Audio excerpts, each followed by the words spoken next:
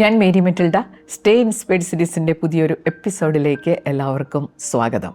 ഇന്ന് വളരെ സീരിയസ് ആയിട്ടുള്ളൊരു വിഷയത്തെക്കുറിച്ചാണ് വീഡിയോ. ഞാൻ ഈ യൂട്യൂബ് ചാനലിന് വേണ്ടി ടോപ്പിക്സ് സെലക്ട് ചെയ്യുമ്പോൾ എൻ്റെ ഒരു ഇഷ്ടമാണ് അതിൽ മെയിനായിട്ട് വരുന്ന ഒരു കാര്യം. ചിലപ്പോൾ മറ്റുള്ളവർ സജസ്റ്റ് ചെയ്യുന്ന ടോപ്പിക്സ് ഞാൻ ഉൾപ്പെടുത്താറുണ്ട്, എനിക്കത് ഓക്കെ ആണെങ്കിൽ മാത്രം. പക്ഷെ ചില സന്ദർഭങ്ങളിൽ ചില ടോപ്പിക്സിനെ കുറിച്ച് സംസാരിക്കാൻ നമ്മൾ നിർബന്ധിതരാകും. അങ്ങനെയുള്ള ഒരു വിഷയത്തെക്കുറിച്ചാണ് ഇന്ന് ഞാൻ സംസാരിക്കാൻ പോകുന്നത്. നമ്മുടെ രാജ്യത്തുള്ള നിയമങ്ങളെ പലരും ദുരുപയോഗപ്പെടുത്താറുണ്ട്. അതിൽ വളരെ വ്യാപകമായിട്ട് ദുരുപയോഗം ചെയ്യപ്പെടുന്ന ഒരു നിയമമാണ് കേട്ടോ posh act, prevention of sexual harassment. 2013 ഇത് നടപ്പിലാക്കിയത്. ജോലിസ്ഥലത്തെ സ്ത്രീകളുടെ പീഡനം എങ്ങനെ തടയാം, പീഡിപ്പിക്കപ്പെട്ടാൽ അതിൻ്റെ പ്രശ്നപരിഹാരം, ഇതെല്ലാം ഉൾപ്പെടുന്ന വളരെ പവർഫുള്ളായിട്ടുള്ള ഒരു ആക്റ്റാണ് കേട്ടോ. അത് സ്ത്രീകളെ സംരക്ഷിക്കാനുള്ള ഒരു നിയമമാണ്. ഇത് വളരെ വ്യാപകമായ രീതിയിൽ ദുരുപയോഗം ചെയ്യപ്പെടുന്നു എന്നുള്ളത് എനിക്ക് വളരെ ബോധ്യമായിട്ടുള്ളൊരു കാര്യമാണ്. എൻ്റെ ഒരു എക്സ്പീരിയൻസ് വെച്ചും അറിവ് വെച്ചും അത് തുറന്ന് പറയുന്നതിൽ എനിക്ക് യാതൊരു വിഷമവും ഇല്ല. എപ്പോഴും സ്ത്രീകൾക്ക് വേണ്ടി വാദിക്കുകയും നിലകൊള്ളുകയും ചെയ്തിട്ടുള്ള ഒരാളാണ് ഞാൻ. പക്ഷേ ഇങ്ങനെ കാണുമ്പോൾ വല്ലാത്തൊരു വിഷമം തോന്നുകയാണ്. കാരണം നമ്മുടെ ക്രെഡിബിലിറ്റി, നമ്മുടെ വിശ്വാസ്യത വളരെയധികം നഷ്ടപ്പെടുന്നൊരവസ്ഥ, ശരിക്ക് അർഹരാകുന്നവർക്ക് ഈ പരിരക്ഷ കിട്ടാതെ വരുന്നൊരവസ്ഥ. അപ്പോൾ നമ്മൾ ഇതറിയണം, എങ്ങനെയൊക്കെയാണ് ഇത് ദുരുപയോഗം ചെയ്യപ്പെടുന്നതെന്ന് അറിഞ്ഞിരിക്കേണ്ടതാണ്. ഇങ്ങനെയുള്ള പീഡനങ്ങളൊക്കെ ചർച്ച ചെയ്യുമ്പോൾ എപ്പോഴും വളരെ ബയസ്ഡായിട്ടാണ് ചർച്ചകൾ നടക്കുക. കൃത്യമായിട്ടൊരു അനാലിസിസ് നടത്തി അതിലെന്താണ് സത്യം എന്ന് കണ്ടെത്താനുള്ള ഒരു താല്പര്യം നമുക്ക് ഉണ്ടാകാറില്ല. ഒരു കേസ് വന്നു കഴിഞ്ഞാൽ അതിന് കൃത്യമായിട്ട് നമുക്ക് വിലയിരുത്തണമെങ്കിൽ ഇങ്ങനെ ദുരുപയോഗം ചെയ്യപ്പെടാനുള്ള സാധ്യതകൾ എന്തൊക്കെയാണെന്ന് നമ്മൾ അറിയണം. ഞാനിന്ന് വീഡിയോയിലൂടെ ഷെയർ ചെയ്യുന്നത് അതാണ്. ഈ പോഷ് ആക്ട് ഏതെല്ലാം തരത്തിലാണ് ദുരുപയോഗം ചെയ്യപ്പെടുന്നത്.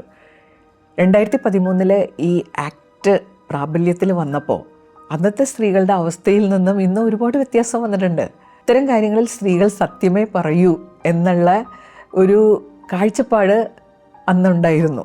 ഇപ്പോൾ നമ്മുടെ സമൂഹത്തിൽ വന്നിരിക്കുന്ന വലിയൊരു മാറ്റമുണ്ട്. സ്വന്തം നിലനിൽപ്പിന് വേണ്ടി എന്ത് ചെയ്യുന്ന ഒരവസ്ഥ. അങ്ങനെ സമൂഹം മാറിയപ്പോൾ കൂടെ സ്ത്രീ ശാക്തീകരണവും കൂടി ആയപ്പോൾ ഈ നിയമം വല്ലാതെ അങ്ങ് ദുരുപയോഗം ചെയ്യപ്പെടുന്ന ഒരവസ്ഥ വന്നു. ഏതൊക്കെ തരത്തിലാണ് ഈ ദുരുപയോഗം നടക്കുന്നതെന്ന് നമുക്കൊന്ന് ചിന്തിക്കാം. ഒന്നാമത്തെ കാര്യം, ഈ ചീട്ട് കളിക്കുമ്പോൾ നമ്മൾ ട്രംപ് കാർഡ് ഇറക്കൂലേ, അതുപോലെയാണ് ചില സ്ത്രീകൾക്ക് ഈ പോഷ് ആക്ട്. ജോലി സ്ഥലത്ത് അവർക്ക് ചില പ്രശ്നങ്ങൾ വരുമ്പോൾ, പ്രത്യേകിച്ചും അവർക്ക് എന്തെങ്കിലും ഡിസിപ്ലിനറി ആക്ഷനെ നേരിടേണ്ടി വരുമ്പോൾ ഈ ആക്ട് എടുത്ത് പ്രയോഗിക്കും. ഒരു പീഡന പരാതി ഇറക്കും. സ്ഥാപന മേധാവി ഒരു പുരുഷനാണെങ്കിൽ വളരെ എളുപ്പമായി. അതുകൊണ്ട് തന്നെ ഡിസിപ്ലിനറി ആക്ഷൻ എടുക്കാൻ ഭയപ്പെടുന്ന പുരുഷന്മാരും ഉണ്ട്. ചില സ്ഥാപനങ്ങൾ പ്രിഫർ ചെയ്യുന്നത് സ്ത്രീകളായ മേധാവികളെയാണ്. കാരണം ഈ വലിയൊരു പ്രശ്നം മാറിക്കിട്ടും. അപ്പോൾ ഇതിങ്ങനെ ഒരു ട്രംപ് കാർഡായിട്ട് ഉപയോഗിക്കുന്ന സ്ത്രീകളുണ്ട്. ഒരു ഗതിയില്ലാതെ വരുമ്പോൾ ഇതങ്ങോട്ട് പ്രയോഗിക്കും. രണ്ടാമത്തെ ദുരുപയോഗം എന്താണെന്നോ, എതിരാളിയെ ചവിട്ടി താഴ്ത്താൻ ഇതിലും ഇഫക്റ്റീവായിട്ടുള്ളൊരു മാർഗ്ഗമില്ല. പ്രത്യേകിച്ചും രാഷ്ട്രീയ രംഗത്തൊക്കെ ഇതിൻ്റെ സ്വാധീനം വളരെ വലുതാണ്.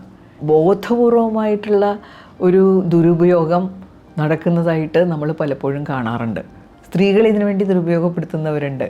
അത് നേരിട്ട് ബോധ്യപ്പെടാൻ എനിക്ക് അവസരം കിട്ടിയിട്ടുണ്ട്.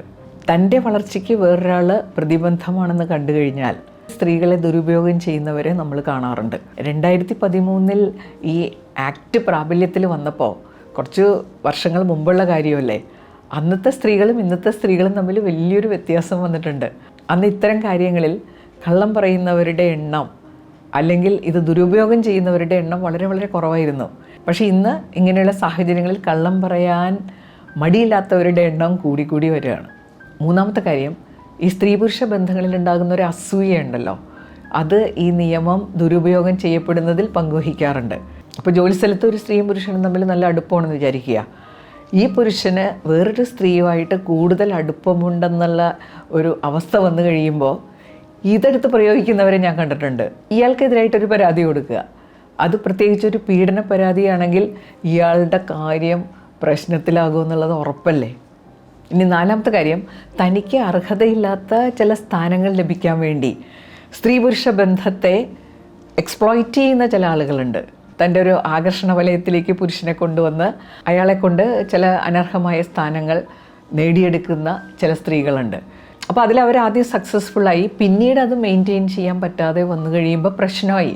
പുരുഷൻ്റെ ഒരു ബലഹീനത ചൂഷണം ചെയ്തിട്ട് ജോലി സ്ഥലത്ത് എന്തെങ്കിലും ആനുകൂല്യങ്ങൾ നേടിയെടുക്കാൻ ശ്രമിക്കുന്ന സ്ത്രീകൾ അത് നടക്കാതെ വരുമ്പോൾ ഉടനെ ഇതെടുത്ത് പ്രയോഗിക്കാറുണ്ട്, ഒരു പീഡന പരാതി. 5ാമത്തെ കാര്യം, സ്ത്രീയും പുരുഷനും തമ്മിൽ പ്രകൃതി നിശ്ചയിച്ച ചില വ്യത്യാസങ്ങളുണ്ട്.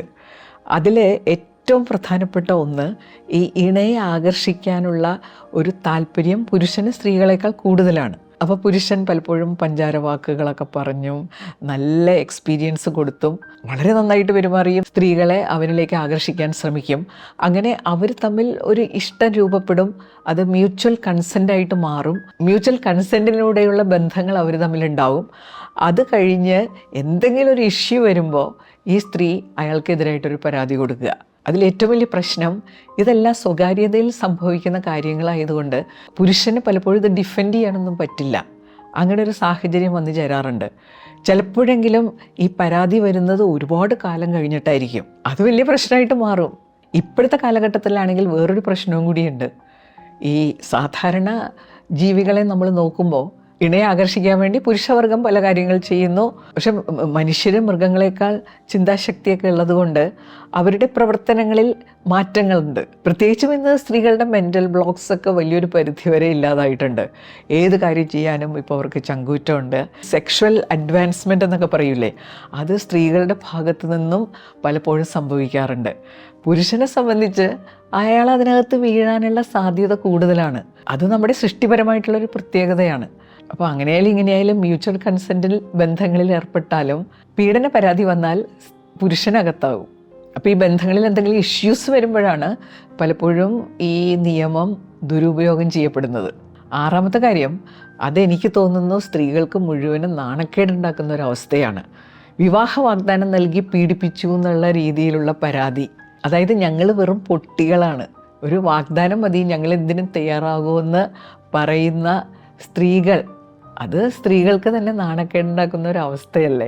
വിവാഹ വാഗ്ദാനം എന്ന് പറഞ്ഞത് വിവാഹമല്ല. ഇവിടെ ശരിക്കും ഈ നിയമത്തിൻ്റെ ഒരു ദുരുപയോഗമാണെന്ന് ഞാൻ പറയില്ല, പക്ഷേ വളരെ നാണക്കേടുണ്ടാക്കുന്ന ഒരവസ്ഥയാണ്. ഇതൊക്കെ മനസ്സിലാക്കാനുള്ളൊരു ബോധം നമുക്ക് ഉണ്ടാവണം. ഇങ്ങനെ വിവേകമില്ലാതെ ബോധമില്ലാതെ ഇരകളാകുന്ന സ്ത്രീകളുണ്ട്. 7ാമത്തെ കാര്യം, നിയമത്തിൽ ഉള്ള ഏറ്റവും വലിയ വ്യവസ്ഥ എന്താണെന്ന് വെച്ച് കഴിഞ്ഞാൽ, നമ്മളൊരു പരാതി കൊടുക്കുമ്പോൾ അതിനൊരു പ്രൊസീജിയറുണ്ട്. ഈ പ്രൊസീജിയറൊക്കെ പലപ്പോഴും ലംഘിക്കപ്പെടാറുണ്ട്. നമ്മൾ പലപ്പോഴും കാണാറുള്ളത്, ഈ വാദി ഒരു സോഷ്യൽ മീഡിയയിൽ വന്ന് കാര്യങ്ങൾ പറഞ്ഞാൽ പോലും അതൊരു പരാതിയായിട്ട് സ്വീകരിക്കുന്ന ഒരവസ്ഥ.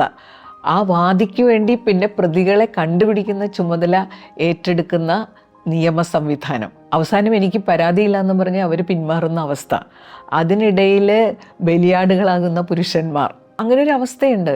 ഈ അടുത്ത് വന്നൊരു വാർത്തയുണ്ടല്ലോ, കോളേജിൽ കോപ്പി അടിച്ച് പിടിച്ചതിന് അധ്യാപകനെതിരെ പീഡന പരാതി കൊടുത്ത് അയാളെ ജയിലിലാക്കിയ പെൺകുട്ടികൾ.